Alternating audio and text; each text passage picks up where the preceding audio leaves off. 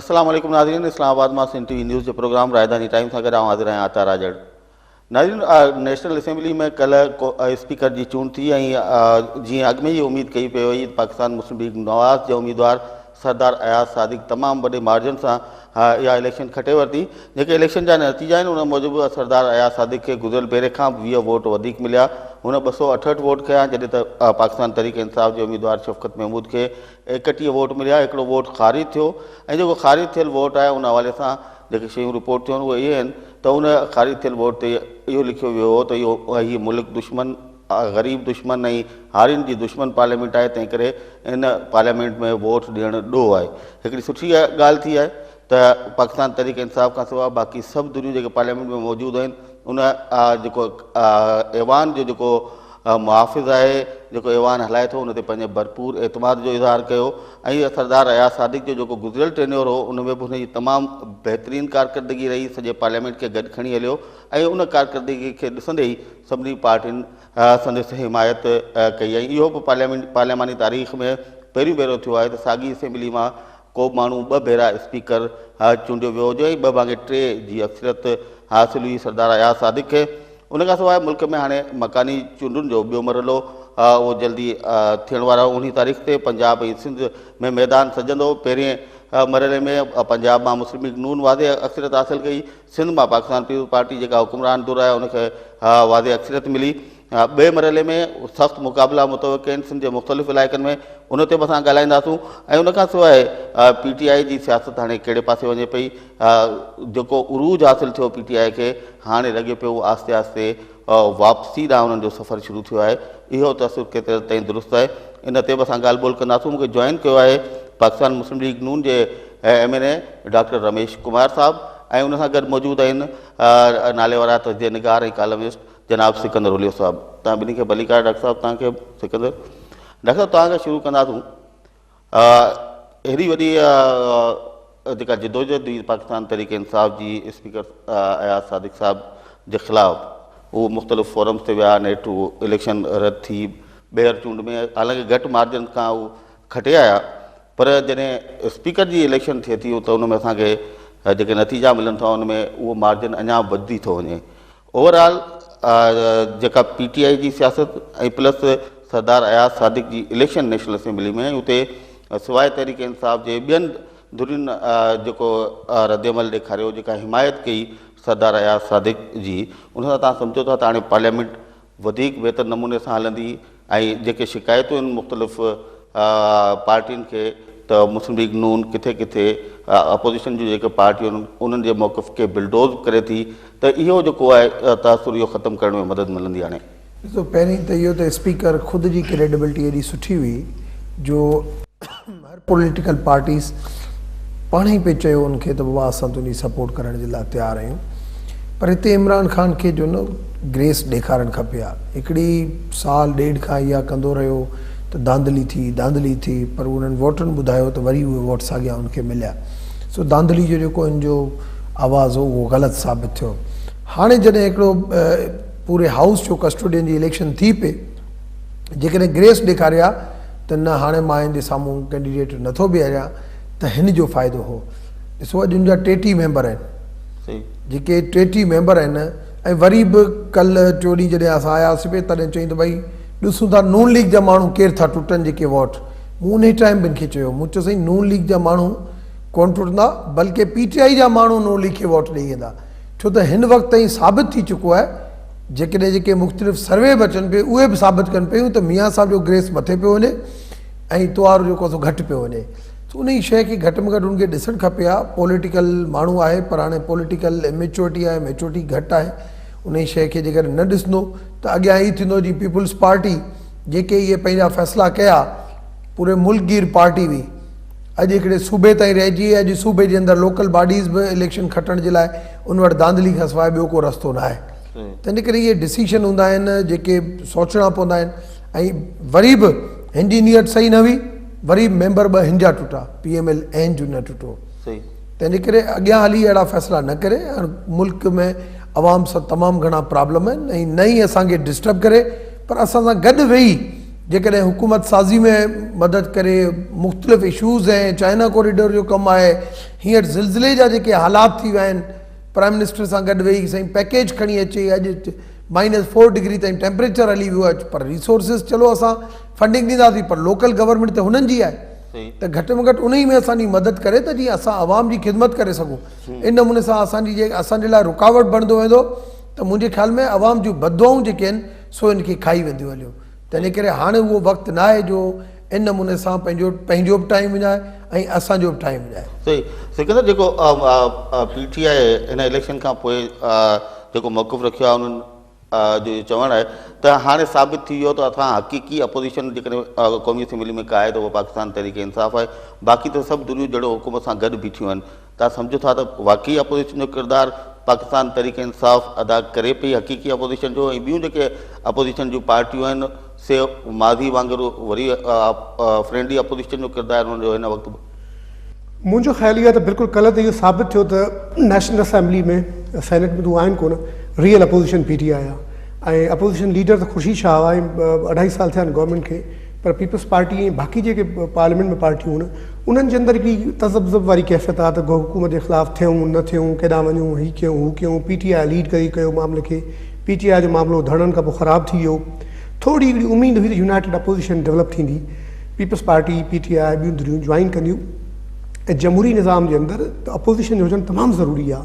हीअ अजीब तमाशो आहे मुल्क में त मफ़ाहिमत जे नाले माना अपोज़िशन नाले का शइ न हुजे, जीअं सिंध जे अंदरि का कोन्हे का। बलोचिस्तान में तव्हां ॾिसो था जहिड़ो अपोज़िशन मतिलबु ईअं ॻाल्हाइण ॿोलाइण जे लाइ, कोई बयानबाज़ी जे लाइ, मर्कज़ जे अंदरि बि इहो हिकिड़ो ट्रेंड ई ग़लति आहे। ऐं बाक़ी जेको PTI जी जो मामिलो आहे पॉलिटिक्स जो, त उन में हुननि जी आइसोलेशन में आहे।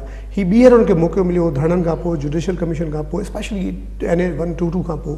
अयाज़ सादिक वरी ॿीहर आयो त डॉक्टर साहिब हिकिड़े ॻाल्हि ठीकु कई त हुनखे वेलकम कनि, पर मुंहिंजो ख़्यालु इहो अयाज़ सादिक खे वोट कोन मिलियो आहे, PMLN खे वोट मिलियो आहे। ऐं PML ऐं जेको PTI जो स्पीकर थियो आहे, सॉरी PMLN जो स्पीकर थियो आहे, इहो अयाज़ सादिक जी ज़ात कोन्हे का, नवाज़ शरीफ़ जी ज़ात आहे, ऐं पार्टी आहे, गवर्नमेंट आहे, ऐं ओवरऑल जूं पॉलिसीज़ थ्रू थियूं आहिनि, गिरप वधी आहे मुल्क में। इमरान जो ग्राफ किरियो आहे, पिलडाट खां वठी गैलप ताईं ॿियूं जेके सर्वेज़ अचनि पियूं उन्हनि में सूरत हाल त बुरी आहे, पर ज़ाहिर आहे ओवरऑल जेको सिनारियो जुड़ियो आहे उनजे अंदरि मतिलबु तव्हां ॾिसो गवर्नमेंट जी पॉलिसी ख़ुर्शीद शाह इन्हनि त इहो चयो त असां सरदार अयाज़ सादिक जे करे वोट ॾियूं पिया, न त PMLN जो ॾिसो सरदार अयाज़ सादिक त को फ़रिश्तो न आहे, तमामु ज़बरदस्त माण्हू आहे, हाउस खे 2 साल में सुठो हलायो आहे, पर सरदार अयाज़ सादिक जो PMLN जी नुमाइंदगी थो करे।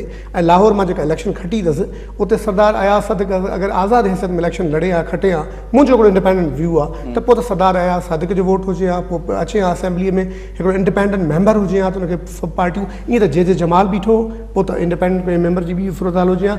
यकीनन उनजे ज़ात जो रोल ज़रूरु आहे, पर इहा PML जी छत्री आहे, नवाज़ शरीफ़ जी उन वटि क़यादत आहे। ऐं ओवरऑल जेको नवाज़ शरीफ़ जी सियासत थ्रू थी आहे इमरान ख़ान जे ग्राफ करण खां पोइ, त उन मुंहिंजी ओवरऑल पोज़ीशन बहितर थी आहे, जंहिंमें समूरनि पार्टियुनि वटि को रस्तो न हो सवाइ हिन जे त उहे सपोर्ट कनि। ऐं हूअ बि सभिनि ॾिठो पहिरीं अहिड़ी शिकस्त ऐं फतेह आहे जंहिंमें फतेह बिल्कुलु वाज़ी वोटनि जो मार्जिन वाज़े हो, त ॿाहिरि हिकिड़ी पार्लियामेंट जे अंदरि बहितर रवायत आहे, पर ओवरऑल ही जमहूरी सुठी रवायत न आहे, त हर मामले में तव्हां मतिलबु जेका हुकूमती धुर चए तव्हां उहो थी बीहे, अदरवाइज़ अपोज़िशन पार्टीज़ ज्वाइन कनि, जीअं सेनेट में तव्हां ॾिसो पिया साॻी सूरत हाल नेशनल असेंबली में थी सघे थी, PTI Peoples Party rest of parties join कनि। फॉर एग्ज़ाम्पल मां तव्हांखे ॿुधायां, क़ौमी वतन पार्टी जेका शेरपाऊ जी पार्टी आहे, ख़ुदि जमात इस्लामी जेका सिराजुल हक़ वारी पार्टी आहे, इहे ॿई PTI जूं KP में गवर्नमेंट जूं इतिहादी आहिनि, उन्हनि बि हुनखे वोट न ॾिनो। हाणे वोट न ॾिनऊं, अदम इत्मीनान छो कयूं, पर जेकॾहिं हीअ गवर्नमेंट सां ख़िलाफ़ु बीहनि हा ऐं यूनाइटेड अपोज़िशन जो किरदारु अदा कनि हा सभिनी सां मिली जुली, त सूरत हाल ॿी हुजे। उन में पीपल्स पार्टी जो रोल इंतहाई क्रिटिकल ऐं क्रूशल रहियो आहे हमेशह।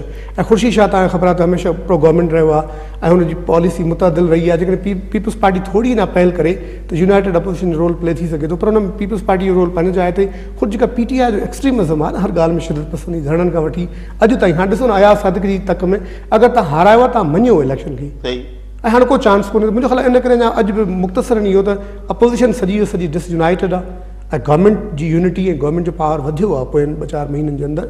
सर्वेस खां अलावा ख़ुदि परफॉर्मेंस में बि इशूज़ पंहिंजे जाइ ते आहिनि, पर ओवरऑल जेको ही बाय इलेक्शन्स थियूं आहिनि ऐं जेका पंजाब में थी आहे लोकल बॉडीज़ इलेक्शन, त मुंहिंजो ख़्यालु हुन में त PMLN खे फ़ाइदो थियो। डॉक्टर साहब जेको हाणे सिकंदर ॻाल्हि थो कयो त ही फ्रेंडली अपोज़िशन जॾहिं खां 2008 खां पोइ जेको पार्लियामेंट नओं सफ़र पंहिंजो शुरू कयो आमरीत खां पोइ, त उन खां पोइ हिकिड़ियूं काफ़ी नयूं शयूं असांखे नज़र आयूं जमहूरी इदारनि खे मज़बूत करण लाइ, आइन जी बालादस्ती लाइ, पार्लियामेंट जी बालादस्ती लाइ।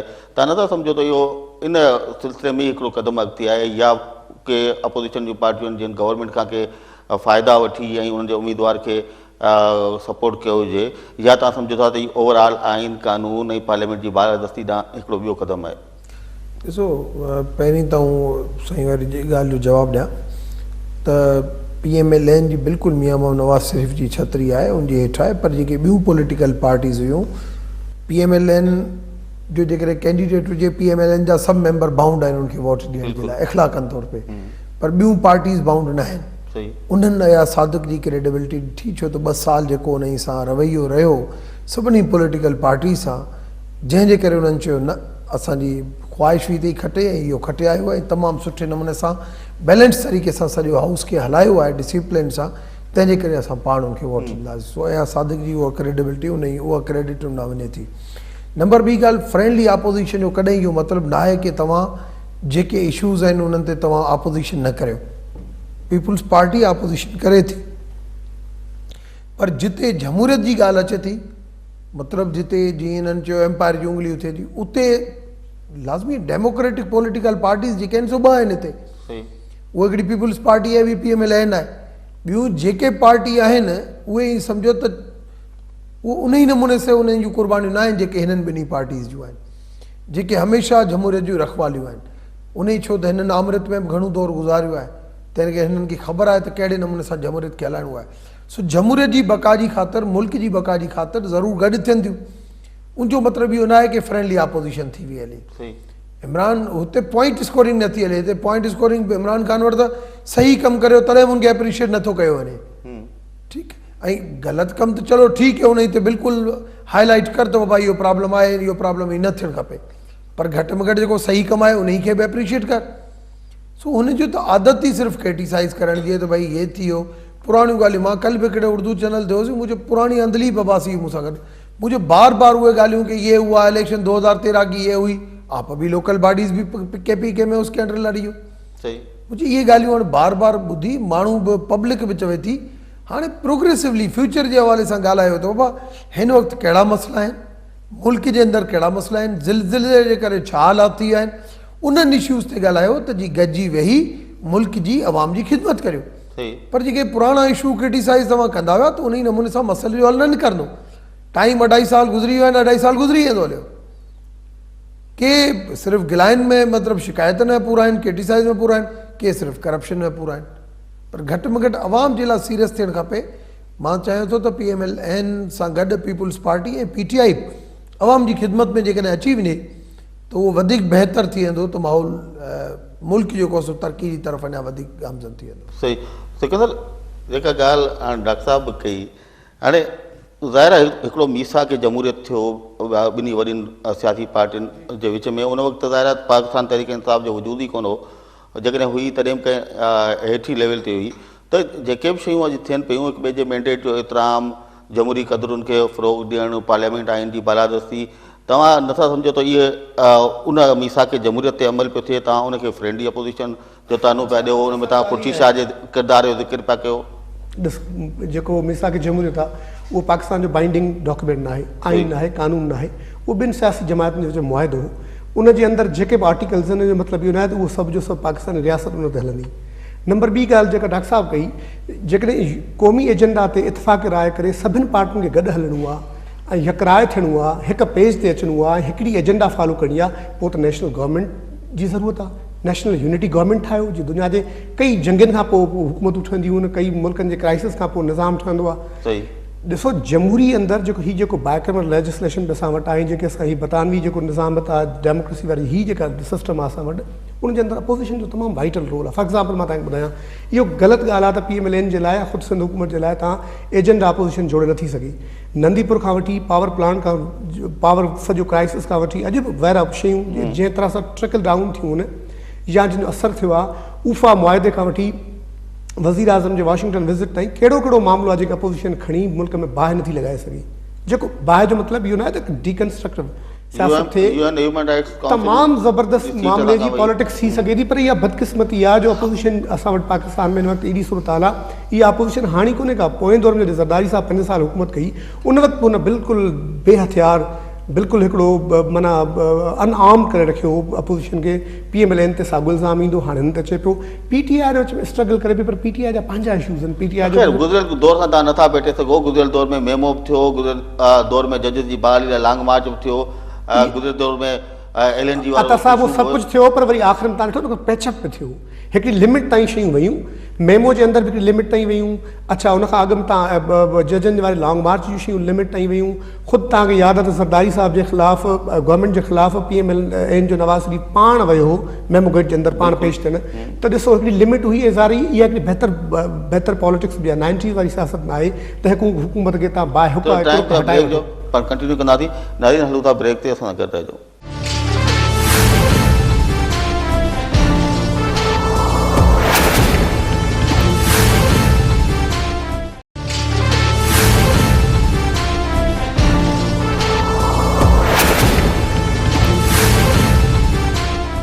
नाज़रीन प्रोग्राम में ॿीहर भलीकार। डॉक्टर साहब हिकिड़े पासे जॾहिं PTI चेयरमैन इमरान ख़ान धांधलियुनि जो इल्ज़ाम थो हणे त तव्हां डिफेंड था कयो, तव्हां इलेक्शन कमीशन चओ था साफ़ सुथरी आहे, इलेक्शन कमीशन ॾाढो सुठो कमु कयो आहे, जेके मुख़्तलिफ़ इदारा आहिनि असांजा उन्हनि जो किरदारु बहितर रहियो आहे। ॿिए पासे तव्हां चओ था त पीपुल्स पार्टी टिनी सूबनि मां ख़तमु थी वई, सिंध में धांधली करे खटे आई आहे, मर्कज़ में हुकूमत तव्हांजी, इलेक्शन कमीशन मर्कज़ी हुकूमत जे मातहत, फ़ौज रेंजर्स तव्हां वटि, पीपुल्स पार्टी एॾी वॾी धांधली करे आई, न मीडिया खे ख़बर पई, न माण्हुनि खे ख़बर पई, ऐं एॾी वॾियूं जेकॾहिं धांधली थी आहे त तव्हां कहिड़े फोरम ते विया उन धांधली ख़िलाफ़ु अॼु ताईं? कहिड़ी इलेक्शन जी त तव्हां 2013 जी लोकल बॉडीज़ जी? ॿिन्ही जी ॻाल्हि पिया करूं। ॾिसो 2013 में काफ़ी कंप्लेंट्स हुयूं, पर उन्हनि कंप्लेंट्स खे एज़ ए जेको हिकिड़ो प्रोसेस हूंदो आहे कोर्टनि जो, इलेक्शन ट्रिब्यूनल जो, उन में वेंदा विया ऐं इहे केस हलंदा रहिया। रही ॻाल्हि तव्हां जेकॾहिं ॻाल्हि करियो था 2015 लोकल बॉडीज़ जी इलेक्शन जी, त लोकल बॉडीज़ में जेको खैरपुर जो वाक़ियो थियो उहो तव्हां खां जेको सो छुपियल न आहे। उनखे तव्हां धांधलियुनि में त शुमार कोन कंदो न, हिकिड़े पोलिंग स्टेशन ते धांधलियूं ॾिसो, लोकल जेके DC DRO RO सभु उन्हनि जा माण्हू हुआ। जहिड़े नमूने सां हाणे हींअर जी तव्हांखे मां रिज़ल्ट ॿुधायां त 19 तारीख़ बदीन, ठट्टो, सुजावल, थरपारकर, उमरकोट, इहे जेके ज़िला आहिनि, नौशहरो फरोज़, सांगड़, इन में सांगड़, इन्हनि में इलेक्शन थिए पई। असांजी वधि में वधि कोशिशि आहे की कंहिं नमूने सां उते रेंजर्स अचे। अॼु हींअर हाणे मूं थोरी देरि पहिरीं पटी ॾिठी त साईं निसार खोड़े साहिब जो बयानु आयो त असांखे को फ़ौज वौज जी ज़रूरत न आहे इलेक्शन कराइण जे लाइ, छो घबराईंदा। वरी चवंदा त बाबा न असांखे फ़ौज मोकिलणी आहे, असां जॾहिं प्रेशर विझंदा तॾहिं चवंदा त इहो पोलिंग स्टेशन अंदरि हिकिड़ो ॼणो न बीहे। इहे छा आहिनि शयूं? जहिड़े नमूने सां उते ज़्यादतियूं आहिनि। अञा ओताकनि जे अंदरि भई 2013 में जेकॾहिं हिकिड़ी पोलिंग स्टेशन आहे, तव्हां उनखे चेंज करे हिकिड़ो ॻोठु आहे जंहिंमें 1000 वोट आहिनि, हिकिड़ो ॻोठु आहे जंहिंमें 100 वोट आहिनि, पर उन वॾे ओताक आहे उते पई शिफ्ट थिए। 100 पोलिंग स्टेशनूं जेके मूं लिस्ट जेका आहे असां DCO खे ॾिनी, 100 पोलिंग स्टेशन जी। DC असांजो थरपारकर, छो त आउं थरपारकर पियो वञा, मुंहिंजो 100 पोलिंग स्टेशनूं तव्हां चेंज कयूं आहिनि, छो? उहो लाजवाब साईं AROs कयूं, मां नथो करे सघां चेंज। 77 पोलिंग स्टेशन जी लिस्ट मूं हिते चीफ इलेक्शन कमिश्नर खे ॾिनी आहे। ॻाल्हि इहा आहे त जहिड़े नमूने जी हाणे असां चयो त हाणे इन ई प्रोसेस मां भॼणो न आहे, हाणे सिर्फ़ु ऐं सिर्फ़ु असांजी कोशिशि आहे त रेंजर्स ऐं फ़ौज जेका आहे हर पोलिंग स्टेशन ते हुजे। अॼु मां लेटर वठी आयो आहियां DC खां, भई chief election provincial election commissioner खां, 614 पोलिंग स्टेशन जो मूं अॼु लेटर वरितो आहे त भई इहे सेंसिटिव ऐं मोर सेंसिटिव आहिनि, हिते असांखे रेंजर्स ऐं फ़ौज ॾिनी वञे। मां सम्झां थो जीअं रेंजर्स फ़ौज ईंदी न, तव्हांजे साम्हूं रिज़ल्ट हूंदी, धांधली बि कोन थींदी ऐं इलेक्शन असां खटण त परे रहियो पर स्वीप कंदासीं। अच्छा, बिल्कुलु। कहिड़ा ज़िला स्वीप करण पिया वञो? मां त थरपारकर पियो विढ़ां, थरपारकर असां स्वीप कंदासीं। अच्छा, को इशू ई न आहे हुनमें। न उहो त हाणे 19 तारीख़ त ज़ाहिर चूंड थींदी, मैदान में सभु लहंदा रिज़ल्ट्स बि ईंदी, ऐं जीअं तव्हांखे उमेदु आहे तव्हां स्वीप कंदो, अला करे तव्हां स्वीप कयो। पर जेका तव्हां ॻाल्हि धांधलियुनि जी, वरी ॻाल्हि उन ते था अचूं, तव्हां चओ था धांधली करे पीपुल्स पार्टी खटे वई सिंध मां। मां चवंदो त पीपुल्स पार्टी जी जेका कारकर्दगी हुई उन्हनि टिनी सूबनि मां आउट थी वई हली। हाणे हिकिड़े सूबे में जेका रही आहे उन ई में बि 2-2.5 साल जे अंदरि अहिड़ी पंहिंजी कारकर्दगी ॾेखारे पई जो माण्हू सच ॿुधाए माण्हुनि वटि उते स्पेस माण्हू जेके तंग आहिनि उते उनजो अंदाज़ो तव्हांखे ख़बर ई न आहे त सिंध में छा हालत लॻा पिया माण्हू तंग आहिनि, पीपुल्स पार्टी खटियो हुजे, सम्झ में ॻाल्हि नथी अचे न। पीपुल्स पार्टी कीअं थी फ़रिश्ता वोट था विझनि को। तव्हां हाणे ॾिसंदा न हिननि ज़िलनि जी जेका इलेक्शन हले पई, तव्हां हिननि में तव्हांखे ठठो बि नज़र ईंदो, सुजावल नज़र ईंदो, बदीन नज़र ईंदो, थरपारकर नज़र ईंदो, हाँ सांगड़ बि नज़र ईंदो, नज़र ईंदो, बिल्कुलु नज़र ईंदा। सही। जॾहिं त लोकल बॉडीज़ जो थोरो घणो हिकिड़ो इम्प्रेशन इहो बि थींदो आहे त जेके मथां MPAs MNAs वेठल हूंदा आहिनि लोकल बॉडीज़ में उन्हनि जा ई उम्मीदवार, छो त उन्हनि जी हिकिड़ी से हूंदी आहे पब्लिक में त उहे वेंदा आहिनि। पर उन जे बावजूदि छो त हमेशह लोकल बॉडीज़ जो हिकिड़ो एग्ज़ाम्पल रहियो आहे त जेका प्रोविंशियल गवर्नमेंट हूंदी लोकल गवर्नमेंट उन ई सां ईंदी। हिकिड़ो इम्प्रेशन इहा आहे त भई जेकॾहिं लोकल बॉडीज़ उन ई गवर्नमेंट जी न हूंदी त उनखे बजेटूं न मिलंदियूं। पर हाणे आवाम खे बि सम्झणु खपे हाणे हिकिड़ी यकसां पॉलिसी ठही वई आहे। ईअं न आहे त भई बजेट रिलीज़ थींदी त 23 डिस्ट्रिक्ट जी रिलीज़ थींदी, ईअं न थींदो त बाबा हिकिड़ो डिस्ट्रिक्ट या 2 डिस्ट्रिक्ट जंहिंमें PMLN जी गवर्नमेंट हूंदी उनजी न थिए बाक़ी ॿियनि जी थिए, छो त अॼुकल्ह कोर्टूं आज़ादु आहिनि। सो आवाम खे इहा बि सम्झ अचणु खपे, आवाम इन्हनि शयुनि खे ॾिसे। बाक़ी मुंहिंजे ख़्याल में जेकॾहिं फ्री एंड फेयर इलेक्शन थिए थी ऐं इन नमूने सां पावर खे यूज़ नथो कयो वञे त इलेक्शन में बिल्कुलु अव्हांखे हे जेके मुख़्तलिफ़ ज़िला आहिनि, छो त लाड़काणो सखर डिवीज़न लाड़काणे शहर में बि हारायो आहे, पर इहे जेके ज़िला आहिनि इन्हनि ज़िलनि में काफ़ी इन्हनि खे टफ टाइम। सही। सिकंदर, हाणे इन ई शइ ते अचूं था त मीडिया बि आज़ादु आहे ऐं हर हंधि मीडिया, पंजाब में इलेक्शन थी उते मीडिया मौजूदु हुई, सिंध में इलेक्शन थी मीडिया मौजूदु हुई, ख़ैरपुर वारे हिकिड़ी पोलिंग स्टेशन वारो जेको एॾो दर्दनाक वाक़ियो थियो उनखे छॾे ओवरऑल सिंध में जेकॾहिं ॾिसिजे त पोलिंग पुरअमन नमूने सां थी आहे, किथे का शिकायत बि कोन आई। उन जे भेट में पंजाब में PTI जा मुख़्तलिफ़ इलाइक़नि में 4-5 कारकुन झड़पुनि में मारिया विया PMLN सां, उहो त डायरेक्ट हुननि जो झड़पूं थियूं आहिनि। धांधली फौज आहे, रेंजर्स आहे, इलेक्शन कमीशन आहे, नून लीग खटे पंजाब त धांधली कोन्हे थी, पीपुल्स पार्टी खटे थी सिंध त नून लीग चए थी धांधली आहे। तव्हांखे नज़र अचे थो वाक़ई धांधली थी आहे एॾी वॾी सिंध में? अथा जेका धांधली आहे इनखे हीअ जेको सिस्टमैटिक प्रोसेस आहे उहो चवनि था धांधली 3 तरीक़नि सां थिए थी। हिकिड़ी हूंदी आहे प्री पोल रिगिंग, बिल्कुलु चूंड खां अॻु।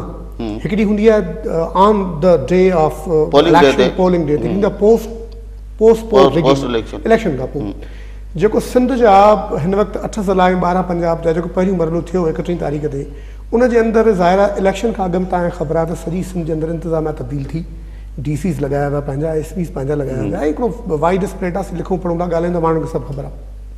ऐं इहो पंजाब में मामिलो थियो ऐं हिन मां 2 ट्रेंड साम्हूं आया जेके वॾा तबसरे निगार आहिनि त मुल्क खे इलेक्शन खे मॉनिटर था कनि। चवनि था त पाकिस्तान में साबित थियो त जंहिंजी सूबाई हुकूमत हूंदी बाई इलेक्शन बि उहो खटंदो, लोकल गवर्नमेंट बि उहो खटंदो। जीअं PTI खटी, जीअं PTI खटी, जीअं PMLN खटी आहे पहिरें मरहले में, जीअं पीपुल्स पार्टी सिंध में पहिरें मरहले में खटी आहे, ॿिए मरहले खटी आहे। थोरो ख़बर तफ़ावत छा आहे?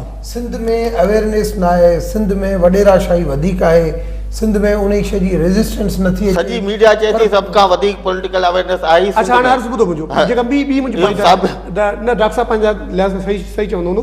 ॿी जेका पॉइंट आहे उहा इहा आहे त हाणे जॾहिं इहो हिकिड़ो मामिलो थी वियो त उन में यकीनन शिकायतूं त आहिनि।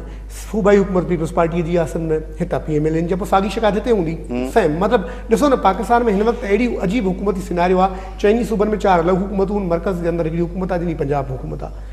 उहो साॻियो अगरि फार्मूलो तव्हां पुट कंदो त पोइ तव्हांखे इहो फार्मूलो यूनिवर्सलाइज़ करिणो पवंदो, उहो पंजाब ते अप्लाई करिणो पवंदो, उहो सरहद ते बि करिणो पवंदो, सिंध ते करिणो। नो डाउट पीपुल्स पार्टी सिंध जे अंदरि एक्सेसिवनेस कई आहे, पंहिंजा माण्हू हया अथऊं, डिपूट कया अथऊं, माण्हुनि खे बाहि हुकनि करो फोर्स कयो अथऊं, हथ खणाया अथऊं। सॼी सिंध जे वॾे पीरनि मीरनि जेके पंहिंजा पुट पोटा भाइटिया भाणजे खानदार वस पुॼनि त पंहिंजे क़बर मां रिश्तेदार माज़रत सां कढी बि लॉन्च कनि पार्टी जे अंदरि ऐं उहिदनि जे अंदरि, पर उन्हनि त उहो कयो आहे। जेको जेसिताईं इलेक्शन जे ॾींहं ते धांधली जो मामिलो आहे त उन में काफ़ी हद ताईं फेयर जेको फाफन ऐं जेको पिलरेट रिपोर्ट्स ॾियूं उन मुताबिक़ हाणे इलेक्शन खां पोइ बि पोस्ट पोलिंग धांधली पई थिए। कीअं पई थिए? फॉर एग्ज़ाम्पल हिकिड़ो म्यूनिसिपालिटी आहे या हिकिड़ो ज़िलो आहे, तव्हां खटियो आहे MUCs तव्हांजे मुखालिफ़ 10 खटी आया आहिनि, तव्हां 12 आहियो या तव्हां 8 आहियो 12 आहिनि त ज़ाहिर आहे उनखे खुद मैनेज करण जे लाइ काउंसिल चूंडण जे लाइ बि तव्हां कयो था। त ओवरऑल इहो हिकिड़ो ॿी जेको इलेक्शन जे अंदरि इहे शिकायतूं धांधलियूं सभु कुझु थींदो आहे। ऐं असांजी इलेक्शन कमीशन इंडिया वारी इलेक्शन कमीशन न आहे, बर्तानिया यूरोप वारी न आहे, जिते इलेक्शन कमीशन बाइख्तियार ऐं ख़ुदि मुख़्तियार हुजे ऐं सिटिंग गवर्नमेंट जे ख़िलाफ़ फ़ैसिलो अची वञे। असां वारी इलेक्शन कमीशन हिन दफ़े साबित कयो, 2013 में साबित कयो, 8 में कयो, लूली लंगड़ी इलेक्शन कमीशन आहे। जंहिंजी हुकूमत हूंदी, जंहिं वटि डंडो हूंदो, जंहिंजो असर रसूख हूंदो, पोइ वॾेरो हुजे, पीर हुजे, मीर हुजे, को जनरल हुजे या मथे वेठल को वॾो अख़्तियार वारो को बरकत हुजे, मामलो सरदार अयाज सादिक के नाल करार नो, ख्वाजा सैद रफ़ी के नाल करार नो, टेक्निकल फ़ैसिला आहिनि न। ॾिसो अता ॿुधो, उनजी हिकिड़ी प्रोसेसिंग तव्हांखे यादि हूंदो मुशरफ जे दौर में मुतहिदा मजलिस अमल जा मेंबर डिग्रियुनि जो इशू हो, 5 साल हू कढी विया, को बि छो कढिया 5 साल? तव्हां मुंहिंजी ॻाल्हि खे ताईद पिया कयो, कढिया हिन करे सिटिंग गवर्नमेंट जे फ़ाइदे जी ॻाल्हि। बिल्कुलु, पर हींअर इहे न पियो थिए न, तब्दीली त आई आहे न। इहा पीटीआई चए थी 30 में, तव्हांखे यादि आहे पहिरियां 4 हल्का, पोइ चऊं 30 हल्का खोलियो, पर पोइ वरी पीएमएलएन खे शाबस आहे, उन्हनि घटि में घटि इहा अक़लमंदी ऐं फ़हम अख़्तियार कयो त इलेक्शन कमीशन अगरि को माण्हू डीसी थियो, कोर्ट फ़ैसिलो ॾिनो कि जारी डिग्रीअ ते कंहिंजे वोटनि जो मसइलो, कंहिंजे ॻणप जो मसइलो, कंहिंजे वोटनि जे तस्दीक जो मसइलो, त पीएमएलएन गवर्नमेंट ऐं सिंध में बि जेके बाई इलेक्शन थी उन्हनि घटि में घटि अलो कयो त भई इलेक्शन करायूं त गवर्नमेंट खटी आई। त इहो त जमहूरी प्रोसेस आहे। पर इन मतिलबु मुंहिंजो चवण जो मक़सदु ॻाल्हि साबित इहा थी त जंहिं वटि हुकूमत हूंदी, सूबाई या मरकज़ी फ़ैसिलो हुनजे अख़्तियार में ईंदो। ऐं इहो पुराणो ट्रेंड आहे पाकिस्तान जे अंदरि इलेक्शन जो। का नई हिन में का अञा हिकु नई शइ जेका पीटीआई चयो न, त असां बिल्कुलु सिस्टम चेंज कंदासीं। ख़ुदि पीटीआई वॾे में वॾो हिन पहिरें जेको मरलो थियो आहे पंजाब जे अंदरि ऐं सिंध जे अंदरि, मतिलबु सिंध में ऐं पंजाब पहिरें में धोपिजी वई आहे, उहो वॾो सेटबैक आहे इलेक्शन जे पैटर्न में। अदरवाइज़ बाक़ी सभु कुझु साॻियो आहे। उहो आसिफ ज़रदारी आहे, उहो नवाज़ शरीफ़ आहे, उहो हुते इमरान ख़ान आहे, ऐं पंजाब जा बलोचिस्तान जा उहे सरदार जेका इलेक्शन बिल्कुलु मतिलबु डॉक्टर साहब वधीक सम्झे थो त बलोचिस्तान में थींदी आहे। सिंध में बेड गवर्नेंस आहे, करप्शन इंतिहा ते पहुतल आहे, ऐं पंहिंजनि खे नवाज़ियो पियो वञे। इन क़िस्म जूं हज़ारे शयूं आहिनि, शिकायतूं आहिनि। सिंध जा शहर तबाह आहिनि। हर जेको माण्हू सोचींदड़ आहे, जेको आवाज़ु रखे थो, इहा ई ॻाल्हि करे थो। पीपुल्स पार्टी 5 साल पूरो पोयां कढिया, 2013 जी इलेक्शन में उनखां वधीक सीटूं कढी आई। लोकल गवर्नमेंट जी इलेक्शन थी, उन में फ़िलहालु 8 ज़िलनि में उन्हनि जी हक़ में रिज़ल्ट आई आहे। मुस्लिम लीग नून जेका सिंध जी आहे, सिंध में सिंध जे माण्हुनि लाइ तव्हां छा कयो? अल्टरनेट जी ॻोल्हा आहे सिंध में। मुस्लिम लीग नून हिकिड़ी सुठी अल्टरनेट थी पई सघी। तव्हां माज़ी में त उते वॾा वॾा नाला मुस्लिम लीग नून में शामिलु हुआ। तव्हां छो चुप आहियो? तव्हां जी पार्टी छो सिंध ते ध्यानु कोन ॾिनो आहे? सिंध में कमु छो न कयो आहे? सिंध जा माण्हू एॾी मुसीबतुनि में आहिनि, मुस्लिम लीग नून सुठी पई आहे ऐं चओ था त असां सिंध स्वीप कंदासीं। ॾिसो, तव्हां सही था चओ त जेतिरे क़दुरु स्पेस आहे हुते अवेलेबल, उन हिसाब सां पीएमएलएन खे एक्टिव थियणु खपे आहे, जेका पीएमएलएन एक्टिव न थी आहे। चूंकि असांजी लीडरशिप आहे हिन वक़्तु, उहा लीडरशिप जेके पाकिस्तान जे क्राइसिस मां गुज़री रहियो आहे, उन जो सॼो तवजो न आहे। जंहिंमें चाइना कॉरिडोर हुजे, बॉर्डर जी सिचुएशन आहे, फॉरेन पॉलिसी आहे, ट्रेड पॉलिसी आहे, लॉ एंड ऑर्डर जी सिचुएशन आहे, ज़रबे अज़ब ऑपरेशन आहे, इहे जेके मेन इशूज़ आहिनि अमेरिकन पॉलिसी में हींअर हाणे त ओॾां इहे सभु जेके इशू मियां साहब ई वञी सिंध में तंज़ीम कान थी कंदो, तव्हां सिंध में को माण्हू ई कोन्हे, इन जे करे थोरो घणो डिस्टर्ब। ॿियो जेको जेकी इहे धरणनि जी सियासत हली, साल ॾेढ हिननि पूरो इन सिस्टम खे जैम रखियो। हाणे तव्हां ॾिसो त मियां साहब जी एक्टिविटी सुभाणे बि हलनि था, मियां साहब कराची वरी, ठीकु आहे, परीं वरी हिकिड़ो फेडरल मिनिस्टर अचे थो। मतिलबु मुख़्तलिफ़ एक्टिविटीज़ हाणे चालू थी वियूं आहिनि। ऐं तव्हां ॾिसंदा त 2018 जी जेका इलेक्शन हूंदी, हींअर लोकल बॉडीज़ में बि असां थर्ड पार्कर खणंदासीं, ऐं बदीन में सुठी कामयाबी हूंदी, सुजावल में, ठटे में, नौशेरो फेरोज़ में, इहे मुख़्तलिफ़ जेके ज़िला आहिनि हिते असांखे काफ़ी जेको सो अञा त एतिरी वर्किंग ई न थी, पर वर्किंग जे बग़ैर बि सुठी रिज़ल्ट जी उमेदु आहे। पर हिन क्राइसिस में छो त हिकिड़ी प्रायोरिटीज़ आहिनि मियां साहब जी, त उहा प्रायोरिटीज़ छा आहिनि? तव्हां 2018 जी इलेक्शन में ॾिसंदा त 2018 में सिर्फ़ु तव्हांखे पीएमएलएन, अॼु बि जेको पीटीआई बार बार दावाऊं करे पई, पर पीटीआई किथे बि सिंध में नज़र नथी अचे। जेका बि थोरी घणी नज़र अचे थी त फंक्शनल लीग ऐं पीएमएलएन नज़र अचे थी।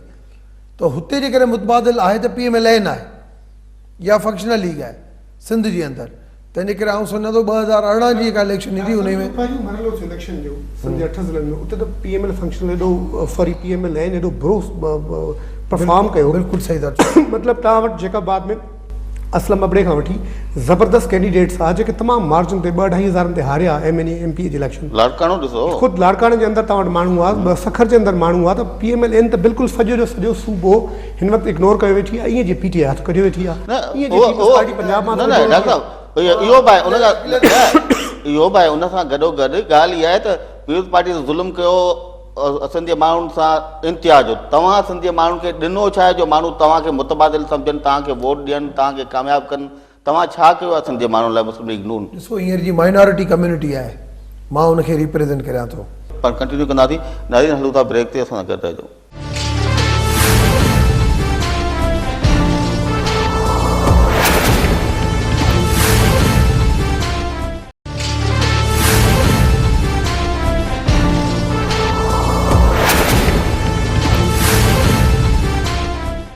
वेलकम बैक नाज़रीन। डॉक्टर साहब, ॻाल्हि वरी थर ते ईंदासीं। तव्हां वॾी ॻाल्हि करे छॾी आहे त स्वीप पिया कयो तव्हां।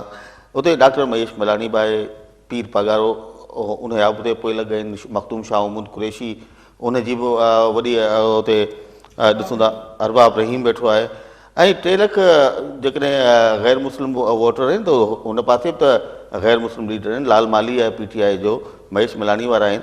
तव्हां सम्झो था त इहे 3 लख जेके ग़ैर मुस्लिम वोट आहिनि इहे मुस्लिम लीग नून खे मिली वेंदा, ऐं मुस्लिम लीग नून स्वीप करे वेंदी? न पगारे जा वोटर कम ईंदा, न अरबाब जा ईंदा, न पीपल्स पार्टी ईंदी? असां ॻाल्हि इहा आहे त तव्हां त थर जी ॻाल्हि करियो था। मूंसां अक़िलत बिरादरी, चाहे भील आहे, चाहे कोली आहे, चाहे मेघवाड़ आहे, चाहे ठकुर आहे, चाहे लोहार आहे, चाहे नाई आहे, जेका बि अक़िलत बिरादरी आहे, इहो मूंसां हिकिड़ी दिलि जी गहराई सां माना हिकिड़ी मोहबत करे थी पूरे पाकिस्तान में। उन्हनि जी लॼ जी हिफ़ाज़त महेश मलानी कोन थो करे, उनजी लॼ जी हिफ़ाज़त राणो हमीर सिंह कोन थो करे, उनजी लॼ जी हिफ़ाज़त खट्टू कोन थो करे, उनजी लॼ जी हिफ़ाज़त डॉक्टर रमेश करे थो। जंहिंजो बि कंहिं न्याणी जो केस अचे थो, को मसइलो थिए थो, डॉक्टर रमेश पाण पंहिंजा ख़र्च करे सुप्रीम कोर्ट ताईं वञी पहुचे थो, उन्हनि जे लाइ केस दाख़िल करे थो, हाई कोर्टनि में उन्हनि जा केस दाख़िल करे थो, उन्हनि जा वञी केस विढ़े थो। ऐं पुलिस लेवल ते, ॿियो लेवल ते मूंखे हिकिड़ो अहिड़ो माण्हू ॿुधाए जेको इन ई नमूने सां ओपनली जेको आहे सो सपोर्ट कई हुजे, रिंकिल खां वठी पुराणनि केसनि खां वठी। अॼु बि सीमा ओॾे नवाब शाह मां फरियाल टालपुर जो ज़िलो आहे, उतां वई आहे न, उनखे बि वञी मूं वञी केस दाख़िल, मूं चयो न हिनखे वठी अचोसि, जब DC ऐं DPO त ॾेई छॾियो, केॾांहुं वई पीपल्स पार्टी जी उहा अक़िलत जी क़यादत। थर जे अंदरि मूं स्वीप जो छो ॻाल्हि कई, थर जे अंदरि 5.5 लख वोट आहिनि, 3 लख अक़िलत बिरादरी आहे, 2.5 लख मुस्लिम बिरादरी अॻी तव्हांजी 80% अरबाब सां गॾु हुई, छो त उते नोड़िया क़ौम तमामु वधीक आहे, रायमा नोड़िया इहे वधीक आहिनि, नोड़िया टोटल अरबाब सां गॾु आहिनि, बाक़ी आहिनि रायमा, चलो रायमा हिकिड़े 2 ग्रुपनि में आहिनि, रायमा आहिनि, समेज आहिनि, इहे मुख़्तलिफ़ ग्रुपनि में आहिनि। त मेजॉरिटी उते अॻु में अरबाब ग़ुलाम रहीम इन जे करे हारायो जो अरबाब ग़ुलाम रहीम सां गॾु आऊं कोन हुअसि, ऐं अरबाब ग़ुलाम रहीम सां गॾु जेकॾहिं मुंहिंजी शुरू में जेका मुंहिंजो पैक्ट थियो उन ई पैक्ट ते जेकॾहिं बीहा त अरबाब ग़ुलाम रहीम पहिरीं बि अॻु में जेके 6 सीटूं खटई हुई तॾहिं आऊं उन सां गॾु इतिहाद में हुअसि, जॾहिं 2002 में। अॼु जेका 2013 जी इलेक्शन थी तॾहिं मुंहिंजो हिन सां इतिहाद न थियो।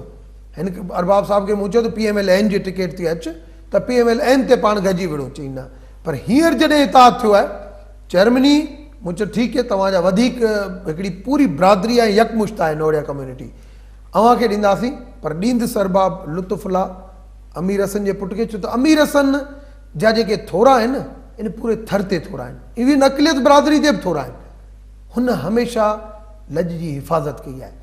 ॾिसो न, हुते ॿारनि खे एजुकेशन आहे कोन, 2013 में अरबाब इन करे हाराए वियो जो तव्हां सां इतिहाद न कई, अक़िलत न हुई हुन सां गॾु, ऐं हाणे छा नूडी जी टिकट ते विढ़े पियो? बिल्कुलु नूडी जी टिकट ते विढ़े थो, मुंहिंजी हुन सां साथ आहे, ऐं टोटल महीने खां जेका बि अरबाब बिरादरी आहे टोटल हुन सां गॾु सपोर्ट में आहियां, सॼो ॾींहुं हुननि सां गॾु वर्कनि ते आहियां, ऐं आउं सम्झां थो अक़िलत बिरादरी हाणे त इवन अक़िलत जा जेके प्रोग्राम थियनि था इहे सभई अक़िलती लीडर वञनि था, पर उन्हनि खे उहे चरियूं हणी रस्ता रोके उन्हनि खे अक़िलत बिरादरी जॾहिं असां वटि न अचो, असांजो शेर डॉक्टर रमेश अची वियो आहे, ऐं इहो बि आहे इलेक्शन खटण खां पोइ बि मां कॾहिं विसारण वारो कोन आहियां। अॼु सिंधी चैनल आहे, माण्हू इहे ॾिसंदा हूंदा सिंध में थर में, मां विसारण वारो कोन आहियां। जॾहिं हिन अची वियसि इन थर जे हिकु हिकु ॻोठ ताईं जेके लाइट खां महिरूं, जेके रोड खां महरूम, जेके पाणी खां महरूम, न जेके तव्हां education 2.5 खां साल महरूम, MNA रहिया जेको आहियो, hospital तव्हां 2.5 साल थिया आहिनि MNA, तव्हां घणियूं स्कीमूं पंहिंजे तरक़ियाती फंड मां उतर के ॾिनियूं आहिनि। जाम असां कमु कया आहिनि। असां ॾिसो असां हिते न, तव्हां personally पंहिंजे और तरक़ियाती प्रोविंशियल गवर्नमेंट इहे कम आहिनि प्रोविंशियल गवर्नमेंट जा। पोइ जेकॾहिं हाणे असां वटि पोइ तव्हां खटे ईंदो असां खटाईंदासीं त डिस्ट्रिक्ट गवर्नमेंट असां वटि हूंदी। डिस्ट्रिक्ट गवर्नमेंट इहे त कोन थींदो। तव्हां MNA आहियो, तव्हां ॾिनो छा आहे तरक़ियां, उहो असां काफ़ी रोड रस्ता नालियूं असां ॾिनियूं। पंहिंजे तरक़ियाती बजट मां हिकिड़ी का स्कीम तव्हां ॿुधायो थर जेके ॻोठ खे तव्हां ॾिनी हुजे। हिकिड़ी स्कीम थर जे अंदरि जेकॾहिं स्कूलनि जो ॼाण ॾिस तॾहिं मुंहिंजा ॾिनल आहिनि स्कूलनि जा तइलीम, इस्लाम कोट जे अंदरि कॉलेज, ये सब अपग्रेड हॉस्पिटल ये सब मुंहिंजा ॾिनल आहिनि। चलो हिकु बि स्कीम अवाम जे हिसाब सां एजुकेशन जे हिसाब सां हिननि कुझु कोन कयो आहे। इहे जेके प्रोग्राम थिया आहिनि इहे असांजा थिया आहिनि। हींअर बि लास्ट टाइम प्राइम मिनिस्टर आयो तॾहिं 50 करोड़ वठी ऐं हाणे अचण खां पोइ प्राइम मिनिस्टर जो बाक़ाइदे पैकेज वठी प्रोग्राम टाइम ख़तम थिए। सिकंदर जेको उते जी ओवरऑल थर जी जेका सियासत आहे, तव्हां ॾिठो मखदूम शाह महमूद कुरैशी जहिड़ी वॾी शख़्सियत जेके पीर पागारी जी बि हिमायत हुई, अरबाब जी बि हिमायत हुई, उहो हाराए वियो। अरबाब वारनि जो तक़रीबन 2013 इलेक्शन में उन्हनि खे जंहिं क़िस्म जी शिकस्त आई, उन वक़्तु सभु इताद में गॾु हुआ। फंक्शन लीग बि हुई, अरबाब साहब हो, ऐं उन खां सवाइ PTI बि हुई, ऐं जेके डॉक्टर साहब हाणे नवां इंकिशाफ़ात पिया कनि, तव्हां सम्झो था वाक़ई इन क़िस्म जी का सूरताल चेंज थी वई आहे। असां जेका डॉक्टर साहब जी ॻाल्हि थो करे, जेकॾहिं इहा ॻाल्हि त मुंहिंजो ख़्यालु अॼु वॾी वॾी ब्रेकिंग न्यूज़ इहा आहे। असांजे सिंधी चैनल्स लाइ बि, अख़बारनि जे लाइ बि सुभाणे लीड हुजणु घुरिजे। ज़ाती तौर ते डॉक्टर रमेश हिकिड़ो पढ़ियो लिखियो समझदार वाइब्रेंट माण्हू आहे, टॉकेटिव आहे, पैशनेट आहे, कम्यूनिटी लाइ कमु कयो अथसि, माइनॉरिटी जे लाइ हिंदू काउंसिल सां बि गॾु आहे, केस बि लड़े थो पंहिंजी जाइ ते। जेका वोट जी सियासत आहे थर जी पॉलिटिक्स आहे, थर खां तव्हां वाक़ुफ़ आहियो, असां बि वाक़ुफ़ आहियूं। थर जे अंदरि हिकिड़ो अरबाबनि जो रूल हो जेको 2012 8 खां टुटणु शुरू थियो, 13 में सफ़ायो थियो। डॉक्टर साहब चए पियो मां असीं गॾु न हुआसीं तॾहिं थियो। हाणे ज़ाहिर शाह महमूद जहिड़ी भारी भरकम शख़्सियत बि आई, सभु गॾु आहे, त बि शाह महमूद त लो मार्जिन ते हारायो, गवर्नमेंट ई दांधलनि जा इल्ज़ाम पंहिंजी जाइ ते आहिनि। जेकॾहिं ईअं आहे त मुंहिंजो ख़्यालु आहे इहा वॾी ॻाल्हि हूंदी, बिकॉज़ ही ग्राउंड ते असीं ग्राउंड ते न आहियूं, असीं सभिनी जी ॻाल्हि ते यकीन करे सघूं था या उन ते को कॉमेंट करे सघूं था। मुंहिंजो ज़ाती तौर ते ख़्यालु आहे हिकु अहिड़ी सूरत हाल कोन्हे जो अचानक थर जे अंदरि हीअं लैंडस्केप रातो राति चेंज थी वञे ऐं PMLN या अरबाब रहीम रीगेन करे। यस, अरबाब रहीम या डॉक्टर रमेश अहिड़ा लोकल माण्हू जिन जे अंदरि यकीननि 3 लाख वग़ैरह अक़लियती जा वोट आहिनि, 2.5 लाख मुस्लमाननि जा वोट आहिनि, त इहे सभु मिली पाण जे अंदरि का हिकिड़ो अहिड़ो थर जे अंदरि नओं ब्लास्ट करे सघंदा आहिनि इलेक्शन जे अंदरि। हीअ हूअं लोकल इलेक्शन आहे, लोकल इलेक्शन में लोकल सेटबैक्स हूंदा आहिनि। मसइलन पीपल्स पार्टी लाड़काने शहर मां 2-3 यूनियन काउंसिलूं हाराए थी, सेटबैक आहे न, ऐं जेके नवाब शाह मां हाराए शहर मां त सेटबैक आहे, ईअं सेटबैक करे सघनि था, उहा ॻाल्हि पंहिंजी जाइ ते। पर ओवरऑल सॼे ज़िले खे स्विप करणु ऐं रीगेन करणु जेको पहिरियों मरहलो आहे 8 ज़िलनि वारो, उन मां त ट्रेंड इहो साबित थियो त प्रोविंशियल गवर्नमेंट थ्रू कंदी। पर हिन दफ़े जेको खैरपुर जो वाक़ियो थियो आहे ऐं PML जो ताव आहे, ख़ुदि पीर साहब पागारे पंहिंजी जमायत खे घुरायो आहे, ख़ुदि ओवरऑल जेको सीन बीठो आहे अरबाब रहीम जे धमकियुनि खां पोइ रेंजर्स ऐं फ़ौज जे मुक़ररी जूं ॻाल्हियूं, उन मां लॻे पियो त हीउ जेको ॿियो मरहलो आहे इहो तमामु वॾो ख़तरनाक बि थी सघे थो ऐं क्रिटिकल हूंदो, कंहिंजे लाइ मुमकिन न हूंदो को धांधली करे सघे। न पर हिन में त सिकंदर हाणे के ॿ राया कोन्हनि न, त जेको सखर ऐं लाड़काने डिवीज़न में सवाइ खैरपुर जे जिते PML फंक्शनल हुई, बाक़ी ॿी पार्टी खे एॾो वॾो थ्रेट हुयो बि कोन। पर हींअर ठटे ऐं सुजावल में शिराज़ी, सांगड़ में PMLF, थरपारकर में जीअं PMLN मां तव्हांखे वक़्फ़े में ॻाल्हि पे कई त PMLN ख़ुदि हैदराबाद लतीफ़ाबाद 28 यूनियन कमेटीज़ यूसीज़ मां उन में 20 ते बिलावल भुट्टो पाण नाराज़गी इज़हार कयो आहे त अनअपोज़ माण्हू थी विया। Peoples Party PMLN PML functional ख़ुदि PMLN ऐं PTI त माण्हू कोन बीहारे सघिया हैदराबाद। न पर हिन जेको सेकेंड फेज़ आहे उनमें बदीन में ज़ुल्फ़िकार मिर्ज़ा, इस्माइल राव, इन्हनि जो जेको इताद थियो आहे, अरबाब उते सपोर्ट पियो करे। थर जी ॻाल्हि जीअं डॉक्टर साहब कई उहा आहे, सांगड़ आहे, सुजावल ठटो आहे, त हिते त पीपल्स पार्टी खे टफ टाइम मिलणो ई आहे। पर टफ टाइम मिलंदो था, उन टफ टाइम जे लाइ ही चवनि पिया त हाणे फ़ौज बि अचे। पहिरें मरहले में हर को चए फ़ौज न अचे, हाणे चवंदा फ़ौज बि त यकीन न अचे, माण्हू हयातुनि जो ज़ियान न थियणु घुरिजे ऐं हीउ टेंशन्सनि जे अंदरि न वधे। सुभाणे इहो बिरादरी जे झगड़नि में हलियो वेंदो, टेंशन थींदा, पीपल्स पार्टी जे हक़ में बि कोन्हे को। ओवरऑल ख़ुदि इलेक्शन जी सॼी थियरी उॾी वेंदी, कंट्रोवर्शियल थी वेंदी। जीअं PTI जी इलेक्शन KP में कंट्रोवर्शियल थियणु लॻी, पर बाद में अक़लमंदी करे उन्हनि मफ़ाहिमती गुफ़्तगू करे मामलो सेटल कयो, त इहो त हिकिड़ो ज़रूरी आहे। पर मुंहिंजो ख़्यालु आहे 400 फ़ौजी ऐं 1600 जे क़रीब रेंजर्स, 400 फ़ौज ऐं 1600 रेंजर्स थर जे लाइ डेप्यूट थिए पई। बाक़ी ज़िलनि अलॻि हूंदा। मुंहिंजो त मेन 4 ज़िला आहिनि जेका कल्ह DRO ऐं RO सां जेका इलेक्शन कमीशन मुलाक़ात कई आहे, उन जे अंदरि साबित 14 पोलिंग स्टेशन जेके आहिनि सो थर जे अंदरि मोर सेंसिटिव, ठटो बदीन सांगड़ हर पोलिंग ते बीहारियो। जेकॾहिं इलेक्शन चाहियो था त फ्री एंड फेयर ऐं सही थिए, जंहिंमें को नुक़सानु न थिए, छो त इहो छाछरो आहे, इस्लाम कोट आहे। छो तव्हां ॾिसो town committee, Chachro town committee असां पिया खटूं, इस्लाम कोट टाउन कमेटी स्वीप पिया करियूं, नंगर टाउन कमेटी असां पिया खटियूं।